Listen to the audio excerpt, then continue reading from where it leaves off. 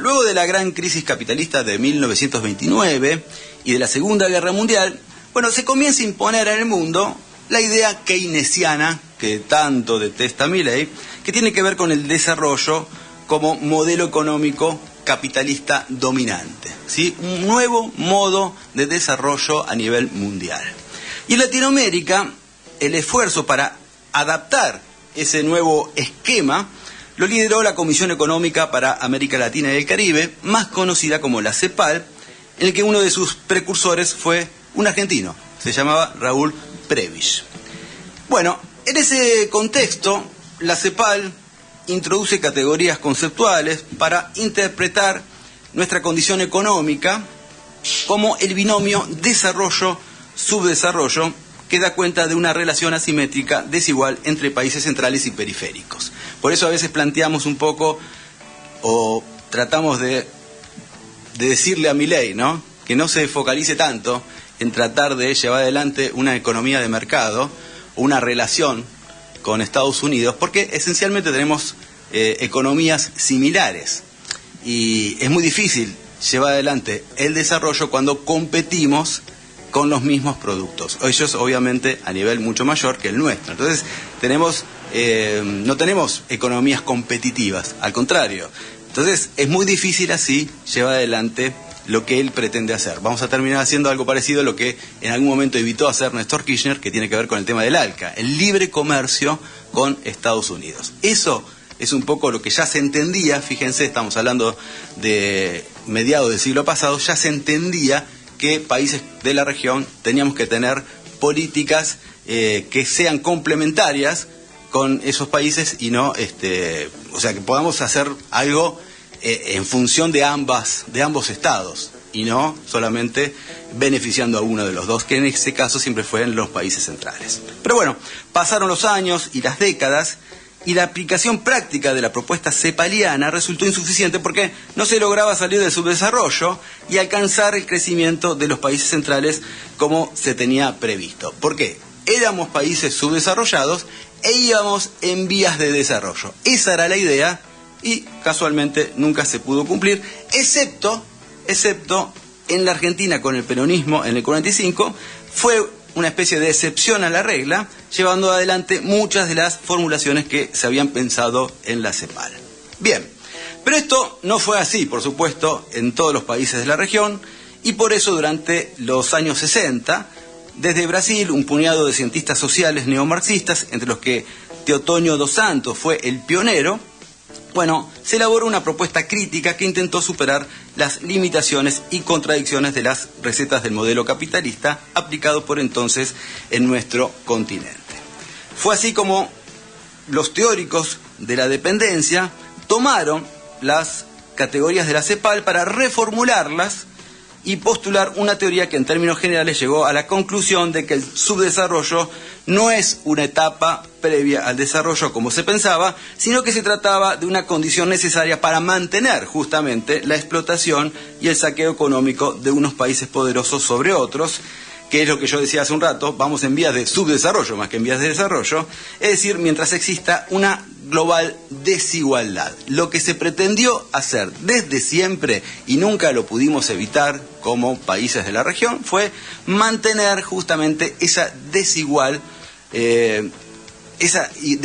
división del trabajo que lo planteamos al comienzo de este programa. Además, la dependencia no fue solo un fenómeno externo, sino que se manifestaba también bajo diferentes formas en la estructura interna social, ideológica, política de cada uno de esos países. Las burguesías locales, por ejemplo, y las élites gobernantes, con el afán de formar parte de la expansión del capitalismo mundial, terminaron privilegiando su condición de clase, olvidándose, para variar, de los intereses nacionales y, por supuesto, del resto de la población. Esto jamás cambió, ¿no?, en ningún país de la región y mucho menos acá en la Argentina. En definitiva, esta teoría apuntó a entender que el origen de los problemas latinoamericanos tenía que ver más que nada en cómo nos insertábamos en la expansión del capitalismo mundial, que terminó siendo de manera subordinada, con una posición desventajosa en la división internacional de trabajo, especializándonos en productos con poco valor agregado y cuyo principal aporte para adecuarnos a esa globalización. ¿Saben cuál era? La sobreexplotación del trabajo. Siempre digo lo mismo, acá un empleado bancario, alguien que trabaja en un supermercado, gana determinado dinero, ¿sí? Un sueldo X. Bueno, si ese mismo trabajo lo hace en Alemania, seguramente gane más. ¿Por qué? Y porque la explotación, allá hay explotación, pero acá es doble la explotación. Es lo que se llama a veces la extracción de doble plusvalía. Como estamos en un espacio, en un territorio en donde la cuestión colonial llega a límites impresionantes, bueno, la explotación es terriblemente más importante que en otros países, que también hay capitalismo y también hay explotación, pero obviamente acá termina siendo mucho mayor que en esas naciones. Así fue como se mantuvo, ¿sí?, a la población en un nivel bajo de desarrollo, se acentuó la debilidad del mercado interno y por lo tanto de nuestra capacidad de crecimiento. También se aumentó la exclusión y la concentración. A su vez se profundizó la dependencia con distintas formas de disciplinamiento social. Y obviamente, ¿qué fue lo que hicieron para terminar de hacernos bolsa? Bueno, endeudarnos. Empezaron a aplicar esta teoría de sometimiento, que ya no es teoría, es una práctica full, para cuando más me debes, ya no te tengo que invadir, ¿sí? Ya no te tengo que instalar una dictadura militar, directamente te endeudo y ya después quedas a merced mío. Es un poco lo que se viene haciendo y obviamente Argentina es el primer alumno. Todo esto se fue dando durante todo el siglo pasado, y lo que va de en la Argentina, por supuesto, en esta puja constante entre el peronismo, un espacio nacional y popular, que siempre defendió los intereses nacionales, y los que a toda costa quisieron, y sobre todo quieren ahora, siguen así, vender la patria. Siempre estuvieron los vendepatria en nuestro territorio. Por otro lado, en términos de hegemonía, esto era un poco lo que le contaba Vera al principio de este programa, existe una idea básica de las grandes potencias que plantea que los recursos naturales y energéticos de cualquier país no son necesariamente de los habitantes de esta nación por el simple hecho fortuito de haber nacido aquí. O sea, ellos plantean, ¿por qué lo que vos tenés como potencialidad para el desarrollo te lo voy a aceptar que lo manejes vos como vos quieras? Si yo tengo poderío militar, poderío económico para hacer de lo que vos tenés lo que yo quiera. Bueno, ese fue el concepto y la pucha que lo llevaron adelante. Gran Bretaña en su momento y Estados Unidos ahora son ejemplos claros de esta idea, ya que se cansaron de invadir, someter, saquear, bombardear y colonizar a toda nación que no pudiera defenderse. Eso jamás cambió, por eso Norteamérica, que financió dictaduras en América Latina, nunca dejó en democracia de interferir en los sistemas políticos de los países, en los sistemas mediáticos y judiciales. Obviamente esto se hizo en toda la región, es el famoso lawfare, y por eso ya ni disimula que ellos nos consideran, los norteamericanos, como su patio trasero. Ya antes la piloteaban un poco, ahora ya directamente dicen dame lo que me corresponde y se acabó, ¿sí? Así está actuando hoy el macho alfa que es Donald Trump. En relación a nuestro país, no tuvo que hacer demasiado porque el desgobierno de La Libertad Avanza nos entregó de pies y manos, incrementando una deuda de 20.000 millones de dólares, que ya era insostenible con la anterior deuda que generó Macri de unos 45.000 millones de dólares. Esto se suma a la deuda pública y a la deuda privada, que en su totalidad estaríamos cerca de los 500.000 millones de dólares de deuda, de los cuales no solo, la mitad serían dólares y es la más difícil de devolver, ¿no? De los 500.000 millones de dólares, vamos a ponerle dólares, bueno, de esa silla la mitad es en dólares. Así que bueno, es un monto muy importante que habrá que ver cómo se resuelve este tema. El acuerdo con el FMI que acaba de sellar el gobierno de La Libertad Avanza, avalado por Estados Unidos, no implica solamente el préstamo, sino obviamente la Argentina termina asumiendo